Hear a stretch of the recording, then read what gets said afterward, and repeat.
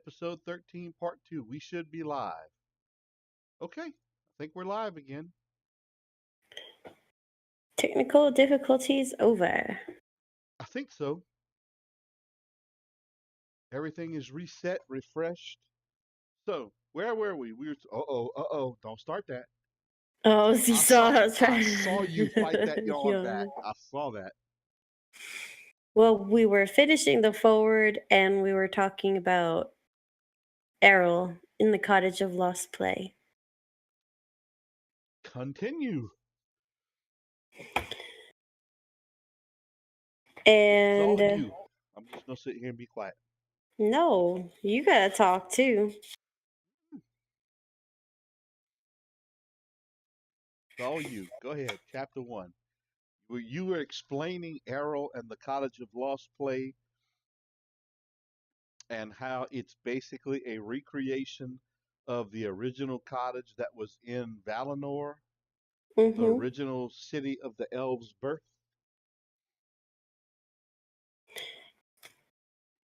And all I know, like from what I've read, it's not. It's just that the fairies left. The fairies left, and the original cottage. The fairies left, and it was blocked, so the children couldn't go there anymore and became lost. And so you have we have Lindo and Ver who recreate the cottage on the island. So it's basically I'm guessing because I really didn't get what its purpose was in the reading. I'm gonna have to read it a couple more times before I catch on. I'm slow.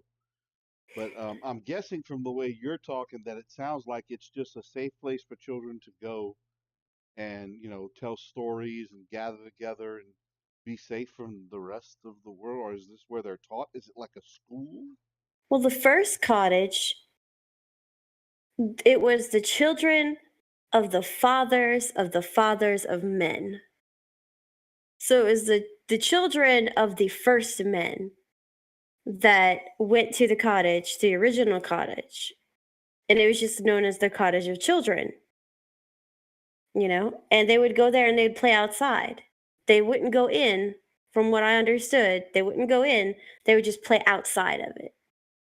And it was the most beautiful garden outside of the cottage, and the cottage itself was made of pearl with a golden thatched roof. So I would guess then this is just a safe place for the children to go and they would play, and I would assume they learn. Yeah. Yeah, tell well, And stories, that's yeah, they really would the only just details that we have about it. There's nothing else beyond that. In other words, Tolkien didn't develop that story any further. That is all he said. So I guess you yeah, leave the rest to your imagination. yeah. And I don't know, like, I guess the fairies left for some reason and the passage was blocked. And then those children didn't go there for anymore. And it says they didn't go there for refreshment or delight. And men just stopped believing in it. And so Lindo and Ver recreated the cottage and called it the Cottage of Lost Play. So the children could go there, So that but okay. So in the new place, I forget the name of the city. Corator? No, Corterion. Corterion. Thank you, Corator. Corterion. So basically, they called it the Cottage of Lost Play as a tribute to the original college because they lost their way. They trying to find it again. Hence the name, the second name, not the original, but the second coming or the second go round or Hmm. version of this. Okay, I can understand that. And some of Lindo and Ver's children ventured off to, they ventured off to whisper to the lonely children. Okay. And some of Lindo and Ver's children didn't return. But, and then we find out at the end of the tales that Errol had an ancestor who had gone to the original cottage of lost play, and his ancestor, or his, I guess it was his grandfather. No, it's like one of his father's fathers.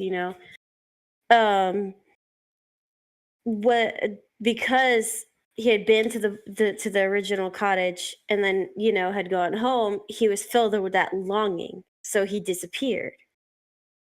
And so now Errol knows, well, most likely what happened to him is he went to look for the cottage. And just never came back. Yeah. So at the end of that, we get all these notes of, like, well, we find out what gnomes are. Um,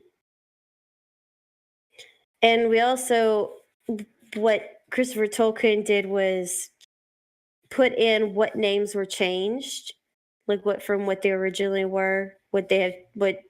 So several of these things have had like three or four different names. Yeah, there were several incarnations of the names that he went with, and I don't think he ever really.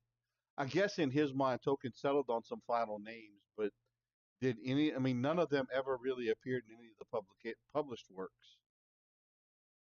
Tolkien, I mean, Christopher Tolkien just includes them all to show the process that his dad went through in creating all of this. So And theoretically, until this Histories of Middle Earth was written, Tolkien never succeeded in finalizing the mythology that he wanted to create for England. That I need a drink now. That's depressing. If you and I stop and think guess about it. And mythologies build over time. So I guess he is going to be successful long term, but probably not for a couple of 100 years from now. well, What do you think? maybe somewhere along the way his ambition changed when he started on The Hobbit and Lord of the Rings. And he's like, well, I have all this extra story here, so why not? He sounded like he was I'm sure he was a good person and could concentrate on a task, but when it came to his creativity, it seems like he was easily sidetracked because he had all these little stories that he wrote for his kids. All of a sudden, he's grading some school papers and he writes, "In a hole in the ground lived a hobbit." So he had to go find out what hobbits were about. So he wrote The Hobbit. And it was all driven out of curiosity. That was it. And also, if you like, also, um, what was mentioned, I don't remember if it was in the forward or here at the end on the commentary of the Cottage of Lost Play, but Christopher talked about how he would be reading his dad's notes and he would find the story like unfinished in certain parts, but then finished in the middle of another story. Like he had all the stories jumbled, you know? Yeah. And yeah, but that goes exactly along what I was saying. Yeah. His curiosity just kept him from being able to focus, I actually have on. some notes kind of like that myself. So I understand because I'll have stuff written and then I won't have enough room and then I'll put it on another page and I'll make a note, well, this is referencing this over here, but it'll be all a big mess. Creative people, organized chaos. Pretty much, yeah. Your mama drives me insane with that crap all over that room. And But anyways, I we guess I'm find out, not creative. I guess that means I have no talent because I like everything very well organized. I'm one of those idiots that every single thing on my desk has a place and it is lined up and straight. I've always been that way. I'm kind of like that, but on a little, like everything has its place, but it's not necessarily neat. That's where it is. And so I know where I'll find it. Even though it's not straight, I know where it is. Drives me batty. But in the commentary, Christopher mentions that Errol himself, like his Errol's whole story was like was unfinished. And that apparently Errol's original name was Otter Yep. or Otar. I think it's Otar. Otar, because Otter would be a little weird, but Yep. Otar sounds makes more sense. And Otar apparently was married and had kids, and after his wife died, he left to travel.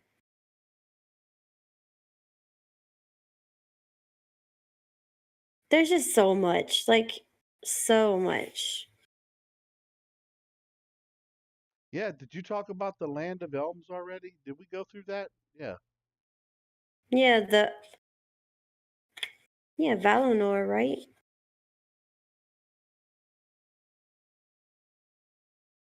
Gnomes know it as the place of flowers. It's the fairest region of the island. The original name for Cortirion was Cormos. Cormos. Yeah. Cormos. Okay. So Koromos and Cortirion. You see, he's got like so many different names. But I think what he did was it start like because in history names change. So when the land changes over time, so do some of the names of the places change over time. So that's what he did, you know. And It's like he originally it revived was it. Koromos, and then time passed and the people changed and they renamed it Cortirion,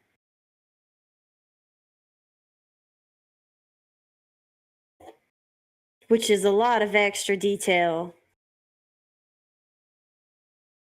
He really cared about like you could tell he really cared about history. Yeah, and that's the part two at. I'm sorry, I'm just trying to catch up in my brain. This is really confusing for me to try and keep up with. It really is. So Arrow was he you said yeah, you went that Arrow was never fully fleshed out. I think Yeah, it's because he said Ariel, Ariel, Ariel. I say Errol, It's but it probably might be Iriel. Yeah, Iriel. Iriel. But he was Well, never fleshed out. Christopher didn't find any notes, or he had notes that Arrow's name was really Otar, and that he was married with children. After the death of his wife, he went on to travel. Oh, and then they go into the two poems. Okay. right here, Christopher says the Ariel story is in fact among the naughtiest and most obscure matters in the whole history of Middle Earth. My father abandoned the writing of the lost tales before he reached their end. And when he abandoned them, he also abandoned his original ideas for their conclusion. So that's probably also why it's a little confusing because But it's just how does he even know what the conclusion would have been? I mean, obviously he abandoned it, but so we have no idea how Tolkien ended up wanting these to finish out. We I really know. we're never gonna know. Hmm.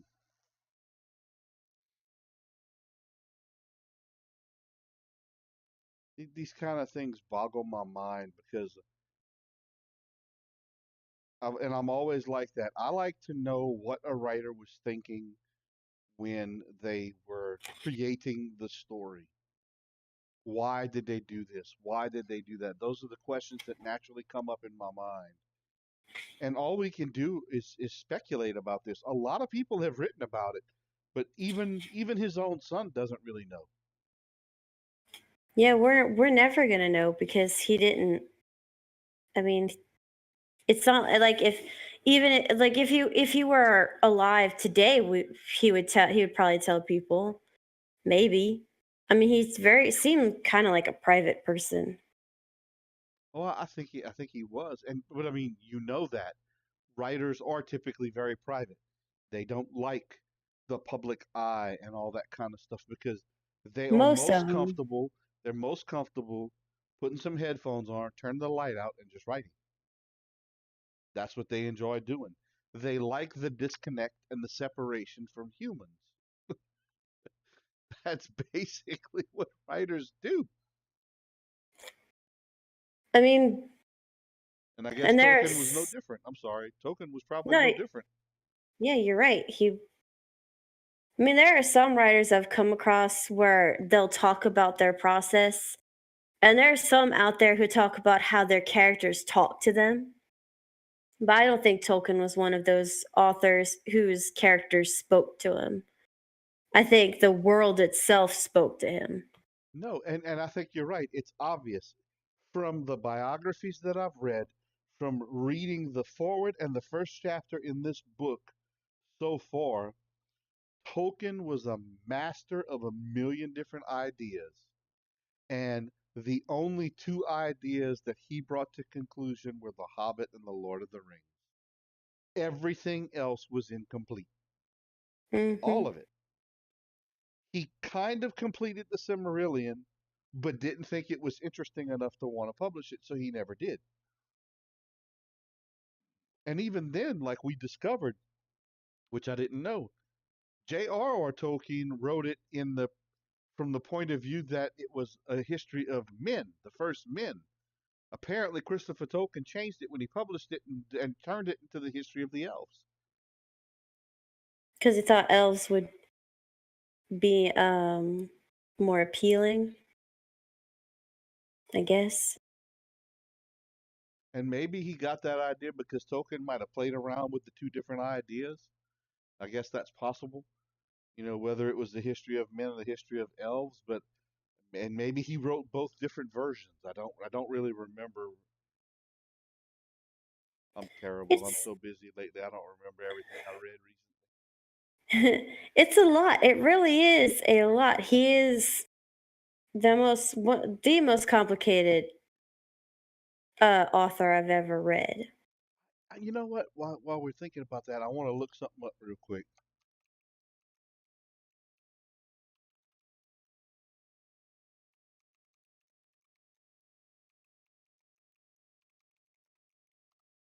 I've got to know what that is.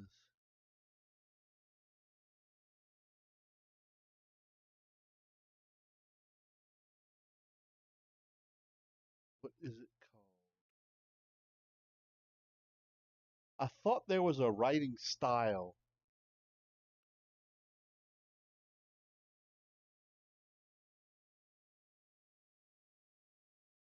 He's the only person I've ever read who writes like this, but I'm sure there are more authors out there who have written in this style. And I don't know what the style is called, but what I do know is that I can explain is the way he writes is the book is there's several parts of the book that you read from chapter to chapter, but they literally take place from a certain character's point of view all at the same time.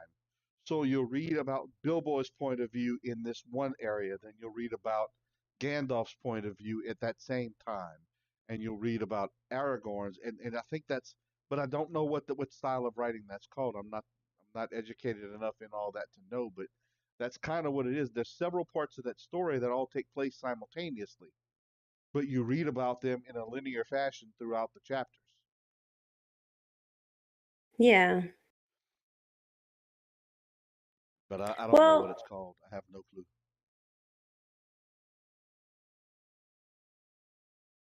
and I guess George R. R. Martin kind of writes like that, but not as descriptive as Tolkien. Tolkien's very descriptive. He leaves nothing to the imagination. Like you can picture it in your head.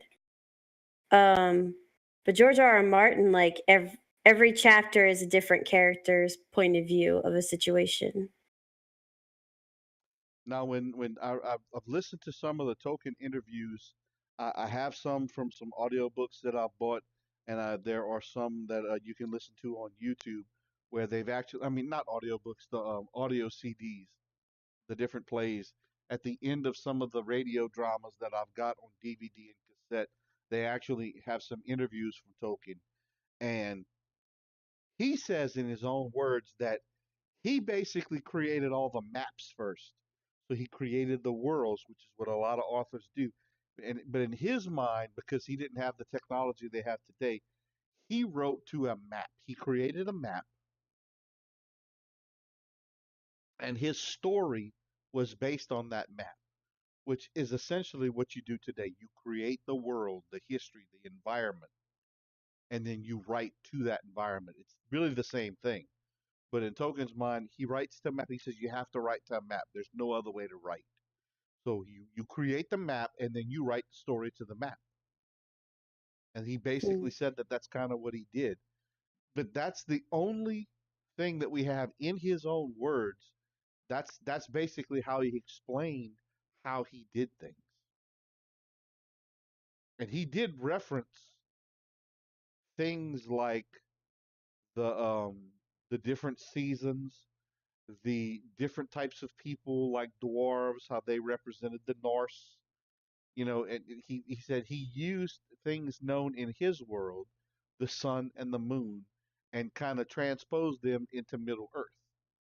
And he says you have to do that. He says, what else are you going to create? He says you have to use things from your own world in order to help tell your story. So the things that were in my purview at the time I was writing it, or what's in the story in Middle Earth, just set in the time of Middle Earth, which Yeah, was write what ages you ago. know. And just basically set it or change it to that time frame, that world. So in Middle Earth, he said, the the the seasons and the sun and the moon and the evenings, and when he describes all of that in the story, he said basically all of those were based on the seasons and what he was experiencing in 1945 or whatever when he wrote that story out. And it's not in this particular chapter in the history of Middle Earth, but we're talking about all that. Um, one of the chapters, I don't remember if it was one from The Hobbit or The Lord of the Rings. Because he remember he didn't use a typewriter. He hand wrote all this. I don't think he used a typewriter. Maybe he did. I don't remember. But he actually wrote it out like on three separate occasions. And the original published text contains some errors and some different spellings that he wanted to change the spelling of and all that at later times. So he said the original one that was published still contained errors that he never did get a chance to correct. Oh, wow. Yeah. So basically, the Book of Lost Tales is his process to create, really not create Middle Earth. No, It was really to create a mythology for England, for which I England. still can't get past that. That's amazing. I know when I read it, I was like, I did not know that he had written this before The Hobbit. So, because I had always thought The Hobbit was the first one, but that was definitely mind blowing for me because I had always thought that he had done The Hobbit first. I, So I reading guess, about this, it and seeing that what it was originally intended for does take away a little bit of the magic, just a little bit, but not enough to make me stop loving it. I still love oh yeah, it. yeah, it's not going to do that for me either. But I listened to the interviews that he's done, the recorded interviews with his voice. Some are video, most of them are audio. But he actually said all of that in a lot of these interviews. But I did not come to the realization of it until I actually read it in here. And then I understood because they clearly put the dates 1915, 1916. And we know The Hobbit was written in the 40s and Lord of the Rings in the 50s. So, you begin to realize that he actually told us the truth in those taped interviews that he did. But me personally, because I was listening to his voice and I wasn't really trying to understand what he was saying, I was just enjoying the fact that it was in his own words. I didn't comprehend what he was telling me. I truly didn't. I didn't understand it until I started reading it in here. And he goes through all of that. I write to a map, and he even mentioned in the audio interview that he was wanting to create a mythology, but somewhere along the way, he just basically wrote, "In the hole in the ground lived a hobbit," and he says, "I figured I got to go find out what hobbits were all about." So lost track of what he was originally creating and doing, and kind of went on and did this other thing, and it just took off. It's almost like it wrote itself.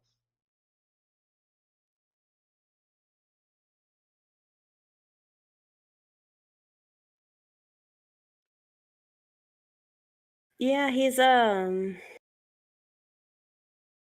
it's definitely different from the way I write. So maybe I should try it his way. Because I I know. tend to create characters first and then the world around the characters. Well, it's interesting. There's a lot of different styles.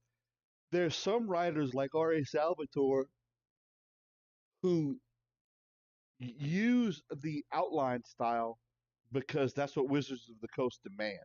Their authors have to write in an outline. He's got to send the outline, but then he throws the outline away and he just writes.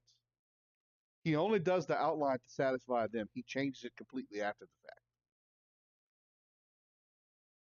Jim Butcher, interestingly enough, creates D&D character sheets for each one of his characters,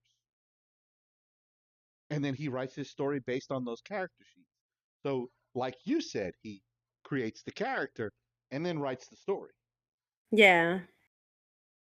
But I thought it was Maybe interesting that he creates a character sheet. maybe That's that's in his fun own too. words. That's in his own words. He creates a D&D character sheet for each one of his characters. So there is and by the way, there is a Dresden Files RPG that's out there now. The that's yeah, I heard about it a while back. I think I saw it on his website that they recently published the first adventures or whatever it was. Something along those lines. We need to go back and look at that. I hope that one wasn't a dream either. Oh my I goodness. might need some pills. I may end up needing some meds or something. My God. But Tolkien started with maps, and all of his stories kind of went from those maps.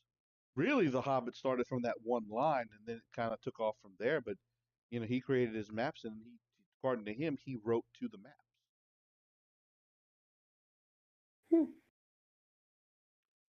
Now, in the last parts of the chapter, there's kind of two or three different versions of a couple of poems that he wrote Yeah. to basically describe Cortirion and a couple of And the other things. Yeah, cottage. and The then the cottage cottage. itself, and different Yeah, we have. versions. And they basically, just reading through them. I'm not. I personally won't read them verbatim. If you want to, go ahead. I'm fine with that. If you want to go through and read them, but they essentially kind of all tell the same thing. They describe the atmosphere, the environment, and some of the characters that make up both the city, the town, or the hamlet, however you want to describe it, because he refers to it in three or four different ways, and then the actual cottage itself. So I thought it was interesting that he used poetry, poems, and poetry to basically explain the origins of these places. Yeah. Yeah, you have like one, two, three versions, yeah, of the Cottage of Lost Play. And it was originally called You and Me and the Cottage of the Lost Play or of Right. Lost Play. And then his next set, it's different versions of Cortirion Among the Trees. And that one is actually a much longer poem. Cortirion is a long poem. And he's got what, two or three versions of that? Yeah. So it's two poems, but it's different versions of the two poems. One about Cortirion and the other about the Cottage of Lost Play. Now, do you And think he was trying to describe them to the reader, or he was trying to explain their origins? Or is it a bit of both? What do you think? well,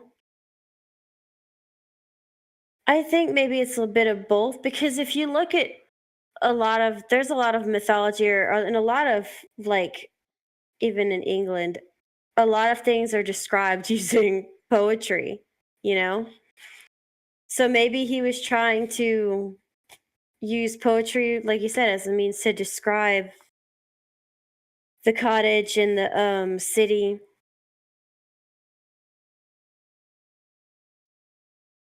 So there's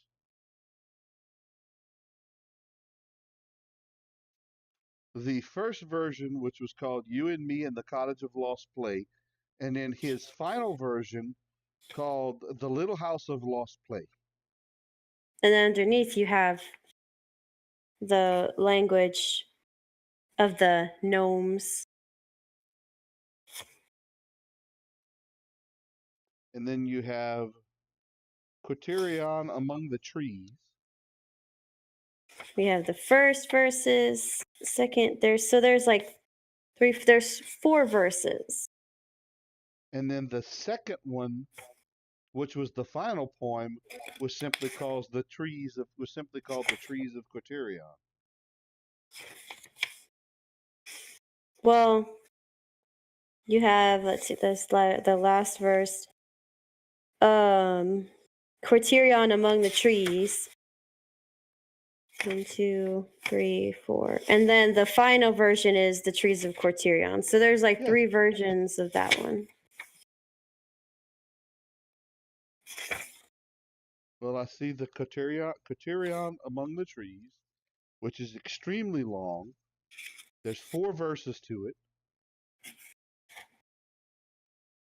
And I mean, it's several pages long.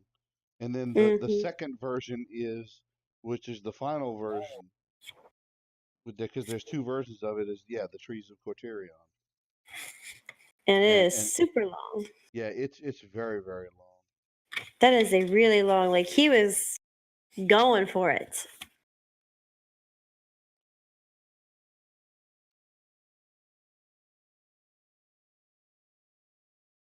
And at the end, Christopher Tolkien explains why Tolkien changed gnomes to Noldor. Well, and not just that. I mean, the way he starts it out in the first verse and the final version of it, he basically is describing an ancient, broken, and crumbled down place. Like it is extremely old, like the oldest of old. Mm-hmm. Winding streets, shadowed walled alleys. It goes on to describe summer and spring.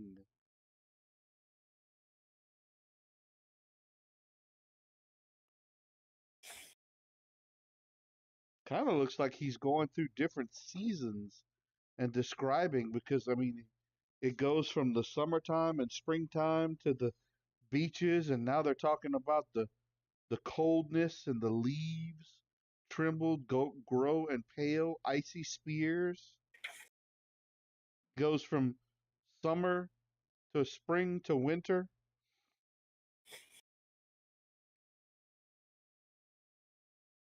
Yeah, it looks like each verse describes that city going through various seasons. Yes.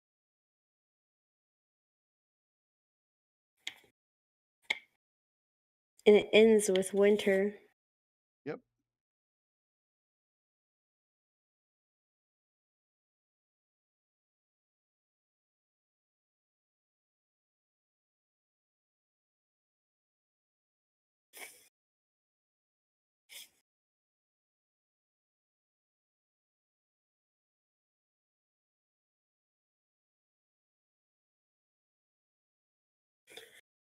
Huh. It's It's a lot. interesting because the gnomes of Noldorin, basically, he said, because you mentioned he didn't use gnomes, he originally referenced them in The Hobbit, but I guess he ended up taking that out for whatever reason.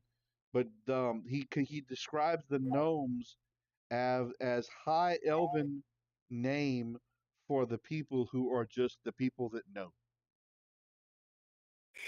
But because modern because it's like he was trying to change the meaning of the word almost. Right. It didn't describe it wasn't describing a race of gnomes. It was these are people, these are men that know. They're But educated. if a person were to read that, that's not what they would get from Nope. it. They would be Because thinking fairy tale gnome type of people. so So that's he why he changed. took it out because that's not what he wanted those people to be known as. Like he didn't want the meaning changed. Well, he was For him, he describes them as a race high and beautiful, the elder children of the world. I guess the first men. Fair skinned, gray eyed, their locks were dark, save in the golden house of Finrod. That's it. That's how he describes them.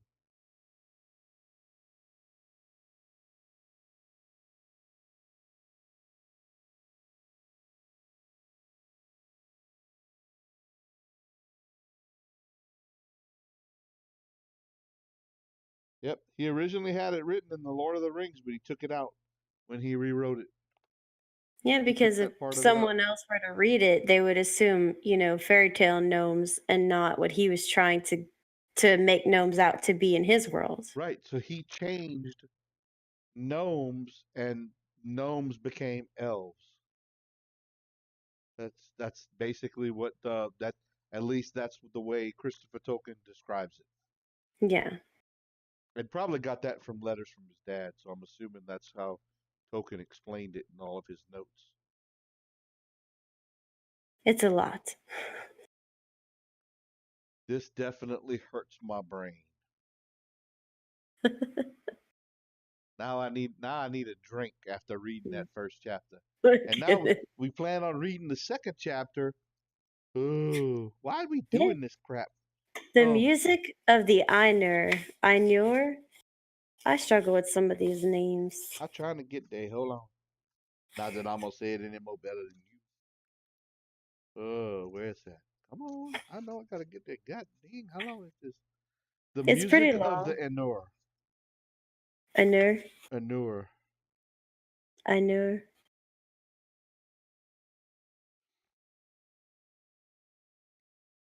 Oh, which apparently was written by his wife.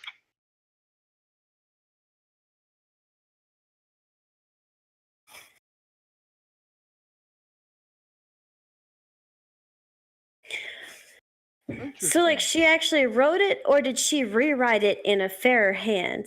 Because from the first chapter, I understood that she rewrote everything in notebooks because, she was rewriting it in a fairer script, Yep, making it look prettier. that's exactly what it is. Yeah, probably so it could be actually read. Because the And way he man, did describes Tolkien's notes is they were all jumbled all over the page, and when he ran out of room, he'd write up the side and all over yeah, the like place. that's It what was I do. That's what everywhere. I do. A lot of my notebooks are like that. Can't make no sense out of that crap. And so she just wrote it to make it look prettier, See, I more have a feeling if organized. I would have known J.R.R. Tolkien, I'd have probably thought he was batshit crazy. But oh my goodness, did he love his wife?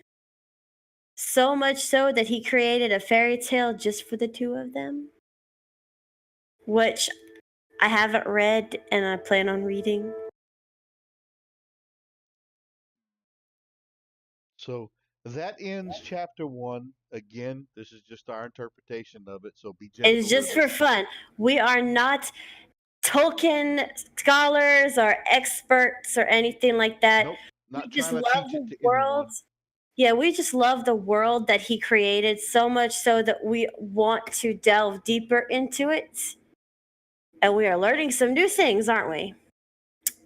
Learning some new things. I'm learning that I don't know if I want to read this stuff anymore. I can tell you Oh, that. come on. Crap hurting my It's brain. it's not that bad. It's just a little jumbled. Oh Lord, this is hurting my brain. But this is just for fun. It is. We I have do like trying to understand and learning what he did because I sometimes I wish I was a fly on the wall when the Inklings got together at the tavern and they were sharing the stories back and forth that they were each writing. To me, that would have been wonderful to be sitting there with a beer just watching, because you never know. They had no idea all their stuff was going to take off and go crazy. They didn't have any clue. They were just doing it for the fun of it. Yeah. It's what they enjoy doing. It's how they pass the time. Think about that. Yeah, you can imagine some of those conversations. No, I know. Well, we appreciate everybody tuning in. Be patient with us. We're just trying to have some fun with it. So thanks for tuning in. We definitely glad for those of you that are have been watching. Let's see who's still out here watching with us. We've got my lord, I'm gonna screw these names up. Bannon Rannon, Brandon Nannon. Okay, oh boy. Commander Root, Decaf Smurf, Slow Cool, and well, Shoemaker's bot's always out there. He's not really there. Banananan? How in the heck? Bananennanen. Banananan. Appreciate everybody tuning in and watching with us. Those of you that watch it later, we definitely appreciate it. We should be back. Um, We don't know when the heck we're gonna be back with well, chapter two. hopefully next week at some point. Um, and school starts next week. So I know that's why we come hopefully, in this weekend. hopefully we'll do the second one next week. Yep. Thanks everyone. We appreciate it. Y'all have a good night.